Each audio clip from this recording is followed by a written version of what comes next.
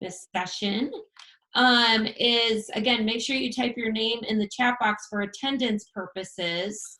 And then also this session, as you can see, will be recorded. So if you don't want your face showing on the recording, just go ahead and make sure that your video is turned off.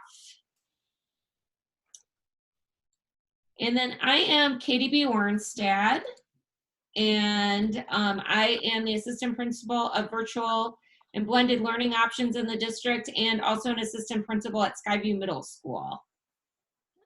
And I am Megan Bernicki, so I'm also an assistant principal on special assignment, and I work with the Accelerated Models and Programs Department, as well as with communications. And my background is in elementary, so I kind of offer that lens and complement Katie's secondary lens. Oh, thank you for reminding me to say that. And then we have Rick Farrell and Elizabeth Mesa, who are going to be helping us with our chat questions today. And then hopefully we'll have time at the end too to answer some of those questions that you have.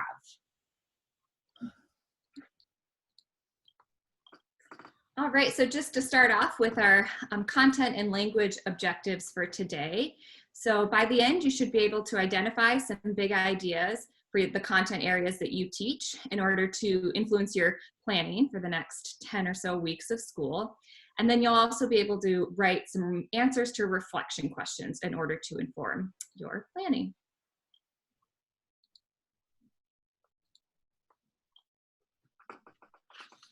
All right, so this is just a brief agenda of what we're going to cover today. Originally, we were going to try to do all 3 of our sections in one day, and then we decided to do a 3-part professional development because there's a lot to cover. So today we're going to focus on essential questions and culturally responsive teaching. We'll do a little review of what North Shore Learns version 2.0 is and is not. We'll delve into some culturally responsive teaching practices inspired by Zaretta Hammond's recent webinar that you can access online. And then we'll look at how to write those essential questions and pick those big ideas and look at some resources for planning. And just 1 second, Megan, I'm gonna let a few people in here. Great. So nobody is sitting in that waiting room waiting with no exciting things. And I do wanna mention too, we have several of our TOSAs with us here today too, who are here to also support in that question and answer. And feel free to chime in, guys, whenever you would like to. All right, so as most of you probably realized, I'm sure you did, that we had version 1.0, and then we had a little pause, and then we have version 2.0, that's spring break. So now we're all kind of getting started again with how this is working again. And unfortunately, with the spring break coming right after version 2.0 was delivered, that some people, it was very confusing kind of what version 2.0 was and what it was not. And so we just kind of wanted to reassure you what it is not, because we've been hearing through our TOSAs and other people feedback about what people thought they needed to do and changing and what they were responsible for. So one thing that some teachers heard was that it was only project-based learning, and it is not just project-based learning, and we'll talk about that in just a few minutes. We want to make sure that teachers, especially, we'll kind of talk about this as we go through, that now that we found out there is no more school as far as in-building school in session for the rest of the school year, that we might kind of, especially at the secondary level, feel the need to recreate the school day. Oh my gosh, I have all this curriculum. What are they going to do for next year if I don't get through this? But we want to make sure we don't overwhelm our students by recreating the school day in less time. The fact that we don't always have to use just online resources. Zaretta Hammond, if you didn't get a chance to see it, and we'll share that link later, is her culturally responsive teaching in a distance learning environment. She talked about moving away from the packet. What I'm going to talk about too is moving away from the screen. Some of the feedback we got after version 1.0 from families was that they were a little concerned that their kids were on the screen all the time. So what can we do to what kind of activities can we move our students off of the screen to also being independent learners? And then also our concern is that you're not going to get through the rest of your curriculum in less time. So we're not expecting teachers to get through their curriculum meeting with their students 1 or 2 times a week during the next 10 and a half weeks. So what is North Shore Learns 2.0? So what we're trying to show here and help educators with is looking at what we're trying to move towards and what's actually really productive and what Tony Wagner talked about, what we're talking about with innovative learning is independent learners. So that's what we are looking at over the next 10 weeks is learning for learning's sake, continued learning in a variety of formats, providing feedback for students to grow their learning. Again, just 1 second. I want to make sure nobody's trying to get in here. Okay.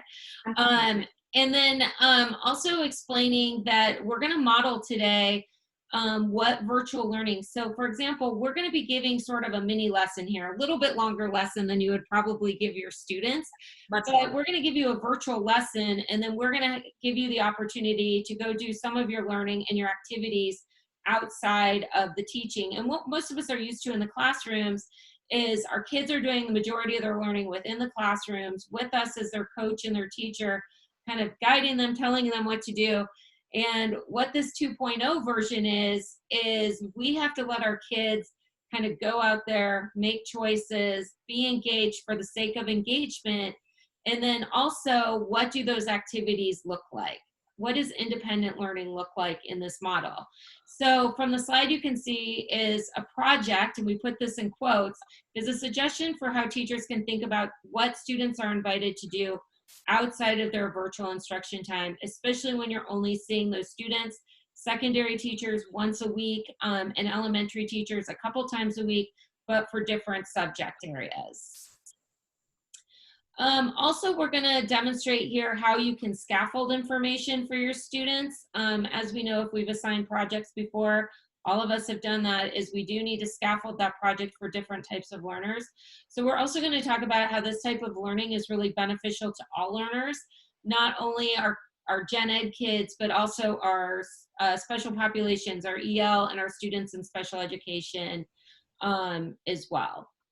And the last thing I wanted to mention about version 2.0 is that teachers can really use a variety of ways to have students continue their learning beyond their virtual experiences. So the choices that you have with your students is, are you going to do maybe a short-term activity, more of a daily activity such as journaling, or maybe you're a 12th grade teacher and 11th grade teacher and you want to do more of a end of the year assessment and project that they've been working towards. Oh, did I miss one? Nope, we're good. Okay. All right, considerations. So we have 10.5 weeks of instruction left. I'm sure when Jay Inslee made the announcement that school was ending, maybe some of us knew it was coming, but we might have freaked out a little bit. I know I would have when I was in the classroom. We know that we have shorter classes and periods. Typically, we're only teaching for about 30 to 40 minutes. We usually only teach as long as our kids can pay attention, and hopefully during that time, we've gotten a lot of great feedback from teachers that within those instructional sessions, they're doing assessments, getting feedback from their students, doing polls, some active learning with their students. That students and teachers have different resources at home. Even though our district has done a great job at getting out computers and hotspots to students, we still do have some students who might not have great internet access or might be sharing with other people. So what kind of things can we do to provide activities and learning experiences for our students that are maybe based on some of the resources that they have available to them? Students and teachers are in a new environment. I am so proud to be a part of North Shore School District every single day, and I am amazed what I see every single day from the educators in this district, because I come from an online school and it took me 5 years to build it in Edmonds, and you guys did it in a very short time and are just blowing it out of the water. So it is amazing to see what you guys are doing. However, it is a new environment and we're still getting used to it. So hopefully we can give you some tools today to help you with that.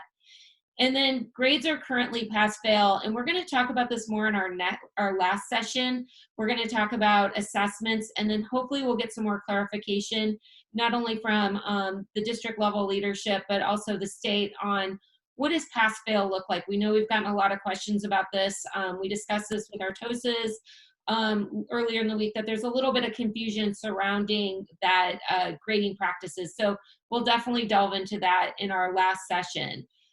So the big question, I think, for us all is, how will I get my students to buy into distance learning? Again, we had a great first start, and then we had a pause. We started 2.0, we had spring break. So for some of you, you might be seeing that sometimes our kids aren't being as engaging as they were maybe in the first couple weeks. So how do we make sure they buy into distance learning? And how will we possibly fit the information in that the students need to be successful in their next school year?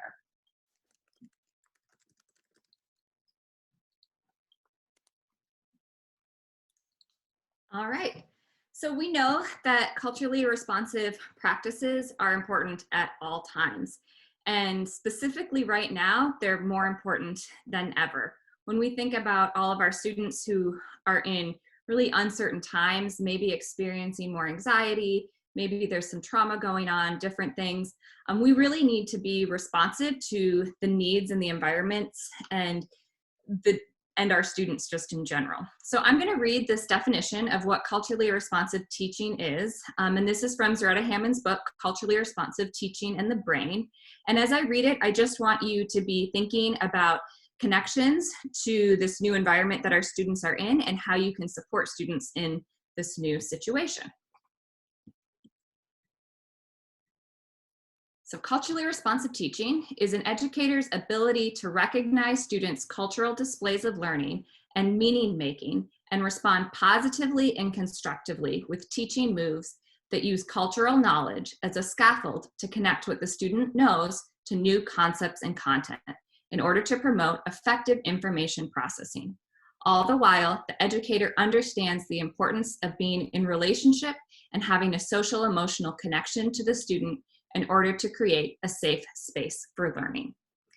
And I think that definition really echoes a lot of what we've been focusing on as a district, really checking in with our students more to do that social emotional check-in and make sure they're okay when we're thinking about taking attendance, and meeting those needs first and really building a safe place for our students to continue this learning, even though it's different and new to what we've done before. So I'm gonna go, yeah, Katie, you can go to the next one. Kind of by default right now, our students have been thrown into an environment where they are being asked to be more independent learners. And it's kind of, that's a double-edged thing right now, right? Because really our goal is for all of our students to be independent learners.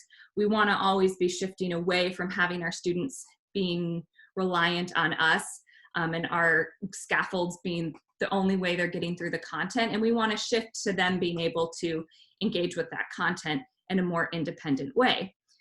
Now we're in the situation where we have less time with our students and we're not able to support them maybe as much as we're used to.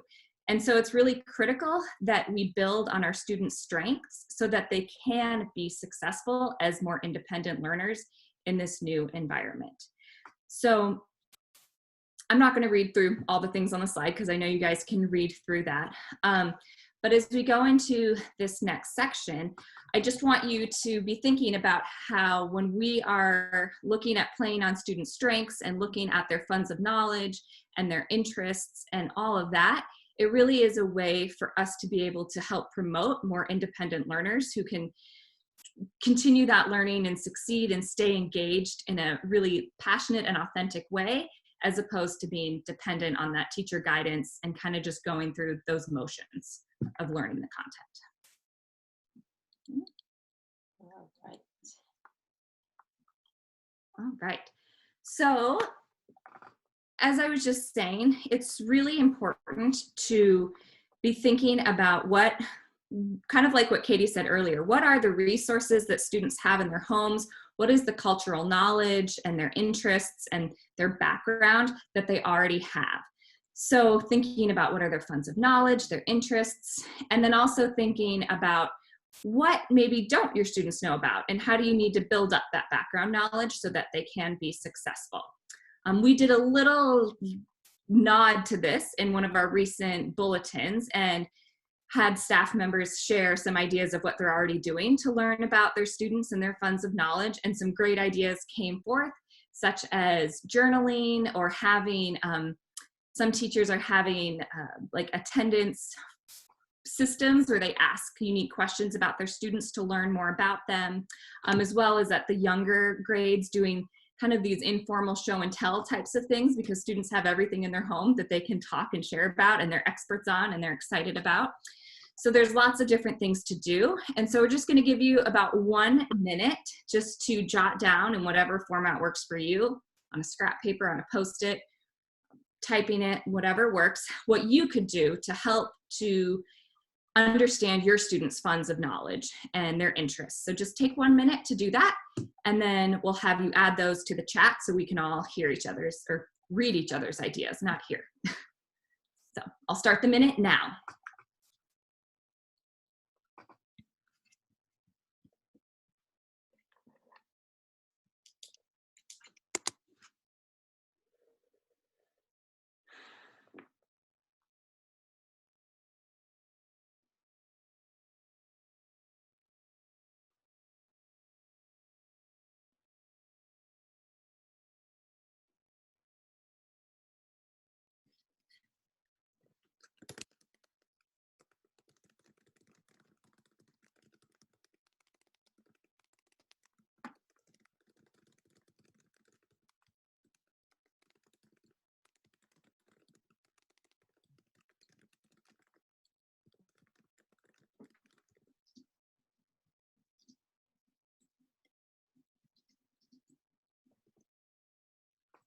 Go ahead and start adding to the chat and read through what other people are doing too.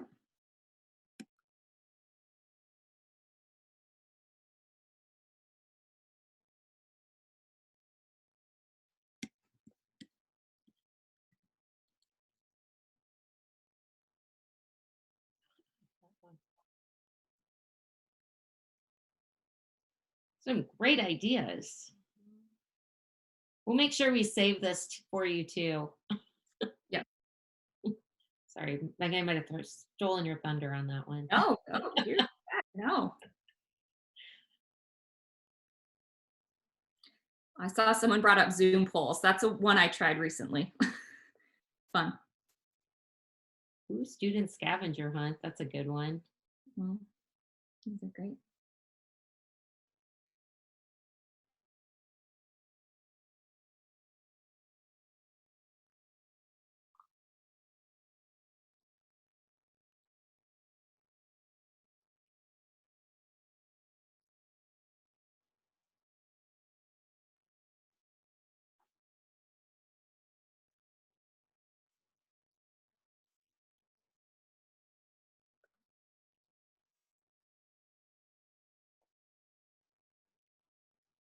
Wonderful. Well, thank you all for sharing, and we will keep this chat and collect these and kind of consolidate them so that you can see, in case you don't have a chance to read them all, so you can see some of these great ideas at our next meeting. All right. And if you hadn't had a chance, you can keep going in there, but we'll move on with our next part. Thanks. So I think we've clarified that we are not going to fit everything in by the end of the year. And again, I know for teachers, we never really always fit it all in. I taught high school social studies, and I never, ever, ever got to the very end of the year to current events unless I skipped a lot. So I always knew I wasn't going to fit it all in, but it was even more stressful, I can imagine now, when you feel like, wow, 10 weeks, that's a lot, especially maybe in some other courses. I've been having a lot of discussions with Patty Stevens and Nikki Smith about this, about math. Like, what does that look like? Because, hey, I have algebra and they need to be ready for geometry. So that can all be really stressful. So what are we supposed to do as educators to prepare our students, engage them? And right now we're probably overwhelming you a little bit, because now we're talking about, oh my gosh, we're going to make them independent learners. And oh my gosh, I have to create these things and these essential questions and everything. And what we hope for you to get out of this is that we're here to support you every step of the way, along with our fabulous team. And that a lot of this work has already been provided by the fantastic TOSAs, which I will refer to them frequently. And also that sometimes once we get those questions and kind of really deep think about what we want our kids to learn, it actually might alleviate some of that stress moving forward as we move towards the end of the school year. So in our next session, our TOSAs and our curriculum instruction team are going to be supporting you in that work. But prior to that, also make sure, and we'll say this often, I know Megan is going to talk about this too when we get your resources, is that staff toolbox in this particular case can be really, really helpful. I know that I've done a lot of research for this webinar, and I really tried to focus on some of the stuff that we just have in our hands on our district website, because it's really easy. Our North Shore Learns team gets resources all the time. I was talking to Shelby Reynolds about this. She just keeps getting all these resources sent to her. And I'm sure as teachers, you might be getting overwhelmed a little bit with the amount of resources getting sent to you. But one thing is, keep it really simple for yourself and make sure, again, you collaborate with your colleagues. And we're going to spend a lot of time supporting you in this effort, because there's a lot of people here to be your lifelines. So think about, when you're thinking about your students in the end of the school year, think more about the skills and the concepts. And one way I was looking at this is that next school year, when we start back at the fall, it's going to be a lot easier to communicate with the next year's teachers about some of the skills that the kids were either really strong with or needed review with over curriculum, what they need as regards to curriculum. So focus on those skills you really want them to learn. Again, the TOSAs have really done a fantastic job in their toolkits of helping isolate what those skills are based on Common Core standards. So you don't even need to reinvent the wheel and figure what those are, but maybe take that timeline and see what do my students need. This is what they're really strong at. I'm going to focus on what they need, and how do we build this up for till the end of the year? And then what concepts do you want them to know to be successful, that they're going to be able to accomplish? And so we're going to talk a lot about choice and engagement. And I came from an online teaching background as well. I taught in the classroom and online teaching. And just a little side note, when I did my master's, I did practitioner research on engagement, because it was really interesting to me to see first graders who were really engaging in their first grade class, and then I had high schoolers who would, want to put their heads down, or they just didn't seem very excited about learning for the sake of learning. So how was I going to do that? So I did a whole experiment basically with my 10th graders using basically virtual learning. I created a virtual learning unit that I was there in class to work with them on, but they had a lot of freedom. I kind of turned into more of their coach and their facilitator on it, which gave them a great deal of choice. And one thing that I found out that was really surprising in my research was that they started getting excited about learning, but also what they liked to do and what they got excited about. I would have never guessed in 1,000 years that my 10th grade regular ed mixed kids, because I had kids in special education, I had EL students, their most favorite thing to do was blog. If you would have told me to guess what it was, I would have thought playing online games. And it wasn't, it was blogging. They loved blogging. They loved having kids comment on their blogs. They loved having these big discussion on their blogs. So sometimes we get in our heads as teachers that they're probably not going to like that, or they don't like to write, or they don't like to do this. And I really struggle with that piece. But giving kids sometimes the choice of what they want to do is very surprising to me, of what they choose to do and what they end up liking to do. So sometimes they don't like it when we tell them to do it, but when they get the choice to do it, they end up liking it. So I always try to share that story because it was really surprising to me, and I'd already been teaching. I wish I would have figured that out way earlier in my teaching career, but I didn't. But it was really nice to see the kids so engaged with something I wasn't expecting at all. So some of the essential questions that when we write an essential question, and I actually found this really challenging as a teacher because asking easy questions is easy. Why did Napoleon get exiled? Those easy yes or no basic questions, those are easy to ask. But a really good question is hard to formulate. And we see this all the time. We see it in the media, we see it in lots of places. And so we want to see questions that really require students to learn.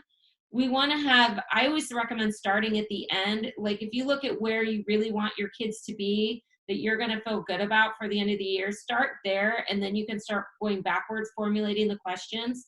What are the standards or concepts you would like them to master?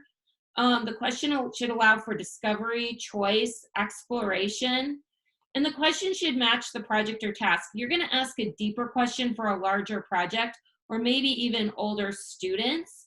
And then a shallower question, and I don't mean like the Napoleon question I gave, but yes, no question, but maybe it's a condensed, and I'll give you some examples here in a second of essential questions, is maybe for a smaller project or a smaller task.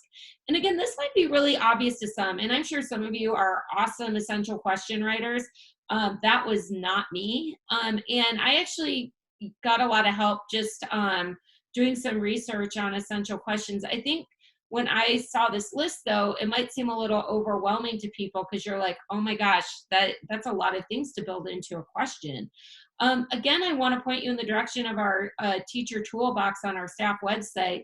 For example, social studies has a lot of these essential questions already built out. And so check with your colleagues, check with people, have people check your question if it makes sense. Have students come up with an essential question that they might want to answer. So there's lots of different ways you can do this. It's just the way you're thinking about what you want your students to learn and how you want them to learn with how you do your question. And again, it could be a variety. You might not have older kids, again, you might be answering the same essential questions for a couple weeks. Younger kids, that question might be scaffolded in how you do that. So let's look at some example essential questions just to give you an idea of what some of these might look like. And again, we're going to be exploring this more in depth. Excuse me, I'm having an eyelash issue. More in the second session. But I broke it down. And again, like Megan, I know you guys can read. So I'm not going to sit here and read all these to you, but I tried to find a variety of questions. And again, my background's secondary, but one thing I loved is when I was looking at, I was reading an article on Scholastic News, and a writer for Scholastic News, who's also a teacher, was talking about how he did this project about what makes a good home. And at first I was like, ooh, I don't know if, that might be a hard question for some kids to answer. But then what I thought was interesting about this article is that all of a sudden it started leading the kids into different things. At first, like my mind was at a human home, right? What does a human home look like? Well, then the kids started just venturing off into what animal habitats looked like and what animal homes look like. And I think this was first graders. So I just thought that was a really cool way to scaffold that for younger kids. And then I really like this because I think searching for math questions is, how do you use math in your world? I know Seesaw had a example of interviewing the adults in your life. Either you could Zoom them or call, obviously talk to your parents, and do interviews about how they use math in their daily lives. And then going down, again, a little bit more deep of questions for the older student is, what is measurable? What factors shape your values and beliefs? And as a teacher, I just think it would be awesome to, read some of the answers to these questions. Getting to 6 and 8 and 9 through 12, the questions become a little bit more maybe open-ended and maybe a little bit more challenging for kids to look at. I really like this one. How can we use storytelling and story writing to solve everyday problems? I know my experience being a middle school assistant principal for the past year, I hear a lot of kids and my own son, who's an 8th grader, say, I really don't like writing. I don't like writing. So how do we get kids to engage in writing?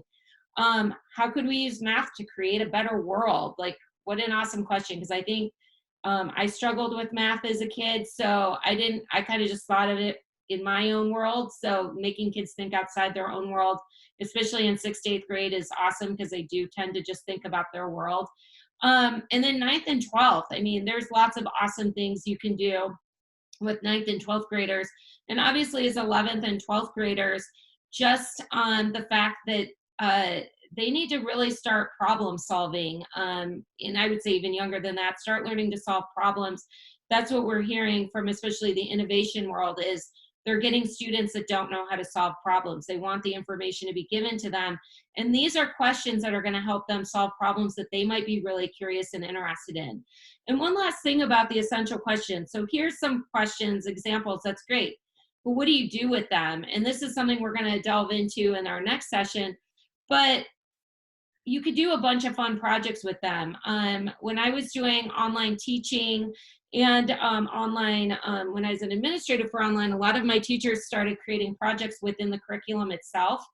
And they always put in a lot of choices. So, and we always would take students' choices as well. So they could create podcasts. They could create a magazine cover.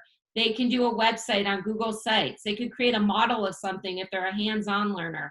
And again, if kids have suggestions of what they would like to do, listen to those suggestions, because they're more likely to do it if it's their idea to do it. I've seen some awesome like graphic novels, things like that, especially from some more of my artistic students. So there's just really there's just so many things that you can do. And I think sometimes as educators, we get nervous about that, but as long as we have some sort of rubric to define what standard is, kind of the sky's the limit of how they can prove that they're meeting standard. Great. So before I talk about this slide, I just want to draw attention to something that Christy Clausen added to the chat box. She shared that a lot of these essential questions, they might already be in the instructional materials that you are using already. I know when I was a teacher in a different district, almost all the curriculums I used had essential questions written in there. And something that I would do is I would start off by introducing those, have students kind of tackle trying to answer them, just getting some ideas, and then revisit them again at the end of the unit or the activity or project to revisit and kind of explore how their thinking had changed about that topic. So thank you, Christy, for bringing that up. So on this slide, you can see some examples, and this was also shared with me by Christy Clausen, so thank you for your help with this. These are a bunch of sentence starters to help you with framing essential questions if they aren't already embedded into your instructional materials.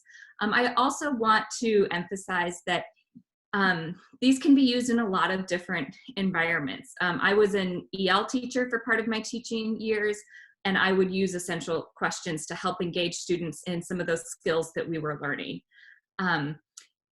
With this, I typed up most of the things here in this slide, and then there's a link in there to the full example sheet.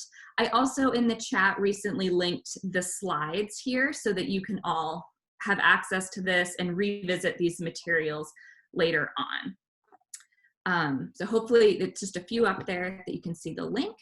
And I like to, just to add on to what Katie said, it doesn't always have to be the teacher who's the one writing these questions and guiding these questions. When we harness what our students are interested in and what they care about, the buy-in is there, and there's a lot of passion that goes into that. All right. I will also, this is kind of off tangent, but I also had mentioned earlier the link to the Zaretta Hammond webinars, and I want to share that those are in the slide deck that I shared with you also, in case you were wondering. And just to share some resources, I know we've talked a lot about this, but something that's just right at your fingertips, well, at least when the website is working, is the staff toolbox. And that includes pacing guides, curriculum materials, online materials, all the TOSAs have a place where you can schedule a meeting with them. And I know having the privilege to work with the CIA team and the TOSAs over the past few weeks, it's such a fantastic resource, fabulous resource. I'm going to Common Core state standards on OSPI, and then as Megan mentioned again, culturally responsive teaching. And then these last two were really great. I'm pretty new. I've done culturally responsive teaching, but for like the training, I had not done a lot of the training. So these two links were really helpful. The pedagogy of CRT and culturally responsive teaching ideas, just some really basic things that you can include in your classes right now. And they're not very long. I know sometimes we get overwhelmed with having to, read long articles and things like that. I just thought the ideas were really easy to use and things that people could just pull out and what's most comfortable to them. All right, so I'm going to kind of add on to a little bit about the resources as I talk about this next page here. So this set of questions is a set of questions that you don't need to answer right this moment. These are questions for you to be thinking about as we get ready for our collaboration session next week. And paired with these questions, Katie, can you go to the next slide also? Yes. Just so people, I guess you guys can see the slides too. They're going to help you to be able to create kind of a planning template and a bit of a pacing guide where you're really focusing on the most important skills that your students need to learn. So as Katie and I were planning this, we went through and we looked through the resources and we looked at these questions and pretended that we were teachers right now at this time of year. I put my hat on as an elementary teacher and then went through all the resources and filled out some of the pacing guide and planning guide. And it was just awesome to see how much is in that toolbox that's there to be able to help creatively plan things for this new online or this new distance environment. So again, this is something for you all to think about and to work on as we get ready to next time have meetings in more content specific and grade level specific groups to really talk through these things and make a more concrete plan. And I just wanted to add one last thing, Megan. We can send this, the link out to the slides if you didn't get it through the chat. I'll send it out through email. And then as a reminder, it's not like we want you to do a ton of homework. We know you're all busy. Yeah, you're busy. It's just something to think about as we look forward to collaborating next week. But this is also, again, sort of modeling in an adult way that we're doing a lesson, again, a little bit longer lesson than you would do with a student. And Megan and I toyed around with having more like doing a breakout room and things like that. What we found, unfortunately, with 130 people is sometimes it takes a recording and things like that. So for the sake of ours, we did not do that. But, so now we did our lesson and then we're giving you something, an activity to focus on. Now, these are a bunch of different questions, but how you choose to do them and which questions you choose and what you look at is totally up to you. So that's the choice piece of it. But again, we don't want you to feel like we don't want to overwhelm you with a lot of homework. But again, this is what the TOSAs and the CIA, and we're going to be, working with you guys on this. And it's really thinking, what is that final big idea, that big concept that you really want your students to know before the end of this year, and really making that focus as opposed to feeling like you have to cram every single thing in because there's so many standards and there's so much curriculum and there's all these things. So just focusing in on that most important part and then making no SBA. Yeah, that's true. We have more time, no SBA. And one suggestion that I did for the secondary one is I kept the essential question, but instead of, I kind of reversed these. I put the essential question where the big idea was, and then I changed, instead of the big idea, I put essential skills.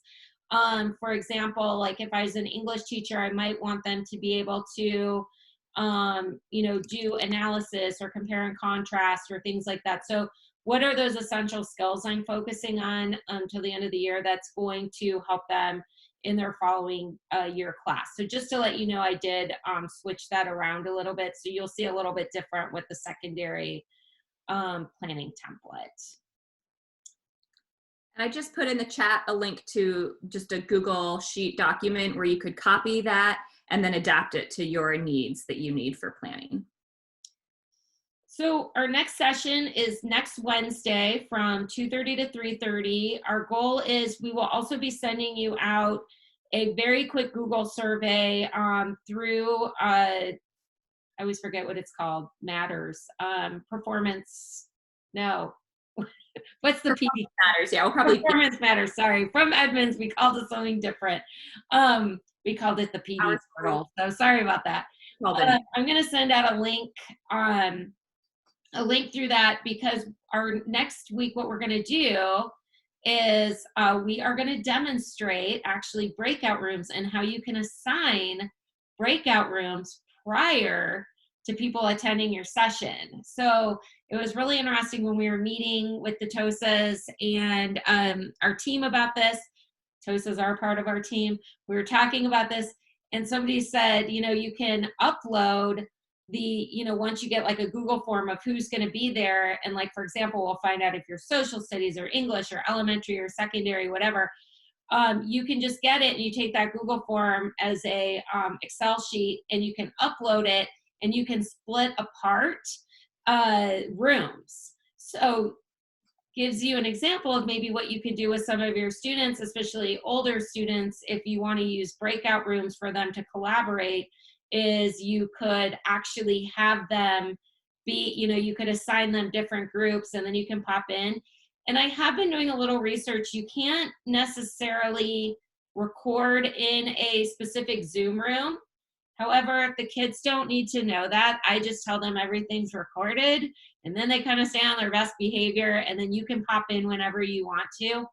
And the other suggestion for this is if you are working with a paraeducator, or if you have a parent that wants to help, especially with younger kids, if they would like to monitor a breakout room, they could do that as well. And one last thing I wanted to say about collaboration, which I forgot a couple slides before, is it's really interesting. My two kids, I have an 8th grader and a junior, and my daughter did, even though she's in a different actual class period than a friend, they collaborated on an essay together, and she had so much fun doing that. So especially if you're a secondary teacher, that might be a really fun way too to engage students, if they can choose somebody they want to work with, because now that doesn't really matter if they're in the actual same class period, and they can work on some sort of activity or project or something like that together. So that's another thing to suggest too. So anything else to add on this, Megan, for next session? Just that, yeah, we really want to give everybody time to connect next session. I mean, we're all in our homes and far apart, and it's really important to have that time to connect. And it's also great to get to talk to people at different schools with different perspectives. So we're hoping that in those breakout sessions, you'll have time to kind of pick each other's brains and learn from each other through all that. I also just really want to say thank you for everything that all of you are doing and supporting our students right now. It's just such important work, and you're providing structure and routine and support for all of our students. So thank you. So we do have a few minutes left. So we would love to answer questions if you have them. I know right now I keep the chat box off while I'm presenting, just because then I get distracted, and you don't want that to happen. We'll be here forever. But I did notice like all the different rooms. So when I send you out that Google survey, you'll get to put down, we'll put elementary, secondary, and then who you would like to work with. So what group, like I know some teachers too work in like maybe English and social studies. Maybe they want to do more social studies than English or whatever. So we'll make sure all those rooms are represented next week in the breakout session. So what we'll do is we'll meet together as a group, a team like we did today, We have a couple items to go over, and then we'll break you out. It'll be an experiment. We'll see what happens. Bear with us. We might hopefully try it before with our team and see if it works, but it'll be a good experiment to have. And then, you know, the goal is, again, to give you as much time as possible to work with your like teams. And I've heard great feedback too of people who have gotten to work together, you know, just like I said about the kids working together who aren't in the same class period. You guys get to work together with people across the district that you might not know, and who knows, might be like your best resource ever. So are there any questions? Katie and Megan, we might want to address the breakout rooms. So there was a concern that teachers were told no unsupervised student breakout rooms. Really? And so I think you're referring to when there is a TOSA, or if you're team teaching a class, perhaps. Like a para or a volunteer. Sorry, not a para, yes. Those groups too. Huh, what grade? I'm just curious, what grade level was that? It's not specified. Oh, I don't think it is, but Middle school. Middle middle school. school.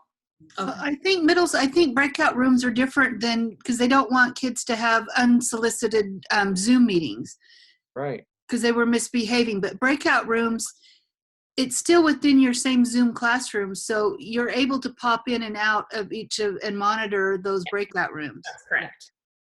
So I don't think it's the breakout room is a problem. It's students individually getting together with another student to Zoom. Yeah. And That's again, Viv, and tell them it's recorded. Yeah, is it the question of what is supervision? Because, That noise. sorry, I'm outside. That's the wind. Yeah, so if it's the difference between supervision, I know this isn't necessarily, I'm a high school teacher, but I do have a Girl Scout troop that does Zoom meetings, and I've had second graders in breakout rooms. And as long as you're constantly moving between them as the supervisor, at least I've seen positive responses that way. Yeah. I think, again, you know, like the term supervision can vary, right? Depending on the developmental age of a student and many other factors. So I think that's important to consider. Yeah, what's your context that you would be using them in? And would that be appropriate? Yeah. And you know your class best. You know whether that's going to be like, ooh, no. Or, you know what, this class can handle it. Or I have a great group of kids here who will be fine, and things like that. So I would use them quite a bit when I worked for Insight School of Washington, which was 100% virtual. Rick worked for a 100% virtual school. And so kids would come in and during my session, like my office hour, and collaborate with kids. And I was really appreciative that they wanted to collaborate with me in my breakout room instead of just collaborating on their own. Because like what Melanie said, you can jump in, or like Shannon said, you can hop in whenever you want. So you're supervising, and they had no idea when I would pop in. And unlike the classroom, they can't see you walking towards them. You can just pop in. So anyway, that's my take. But you have to do what you feel comfortable with too. So. Yeah, and even, can you hear me? Even sometimes when you kind of want to address an issue with one student and you're doing a lesson, it's easy just to put that one student in the breakout room. If you want to just kind of walk them through a lesson individually, they can be helpful just to talk to a student or just a small group of students. Yeah, good point. Does anybody else have any other questions besides breakout rooms? I saw two just things come up in the chat box. One was, I just wanted to say thank you to someone pointed out that we use the language pass fail as opposed to pass no credit. So I fixed that. Thank you. So thank you for pointing that out. Also, there were questions about whether we would post this recording of this, and we will. Mm-hmm. I'm trying to, where we're going to post it, I'm trying to think about where these will all start to be housed, because there's going to be more and more PD, so I don't have the exact answer, but we can at least send it out to all of you, or maybe put in the bulletin. We'll have a more concrete answer, but it will be. I know there's a blended learning site. That's where they are now. So we Yeah. can probably point you to those right now until there Yeah. might, I agree with you, there might be more of a elaborate PD place where you can watch recordings outside the instructional technology site. So, anything else?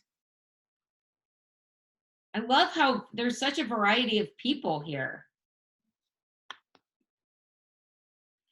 I saw some questions too, just about some of the resources we were referring to. In the slide, they're all hyperlinked, so it'll take you to the different toolboxes and the different websites also. And you can always email Katie or I if you have more questions after this and want to follow up, and we'll, we can talk to the TOSAs and everybody else to help get an answer. And if you do know other people that would like to attend, especially for next week for the collaboration session, just have them email us and I will send them, or you could forward the link that I'm going to send you to the survey, so we know, because it's going to be more helpful to us to know who's attending prior, so we can do those breakout rooms ahead of time.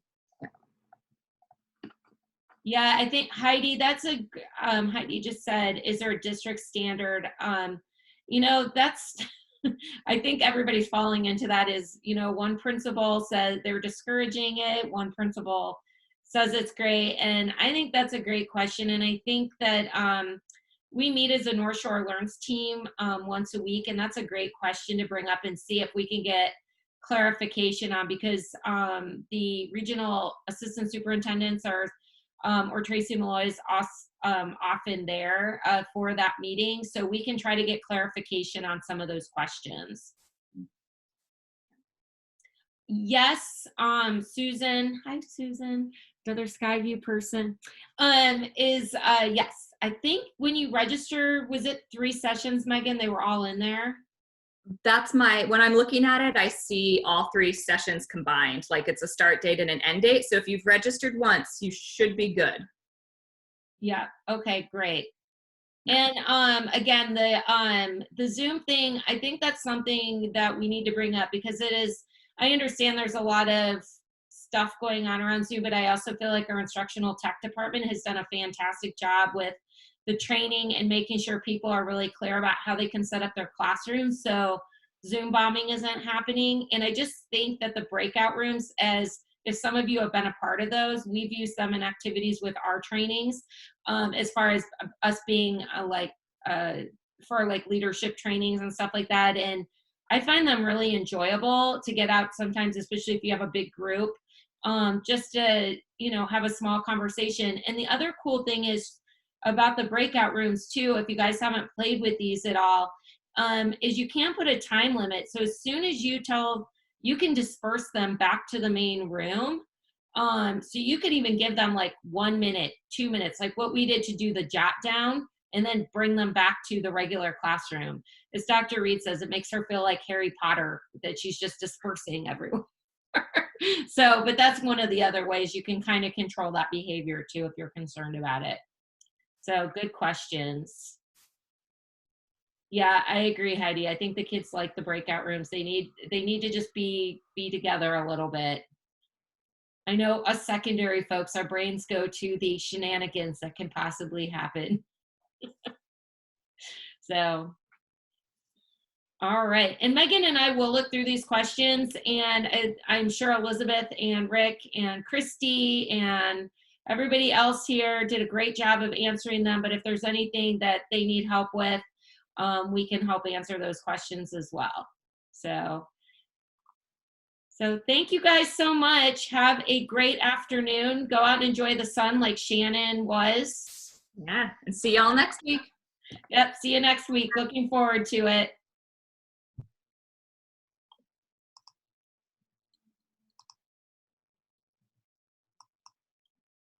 Thank you. Thank you.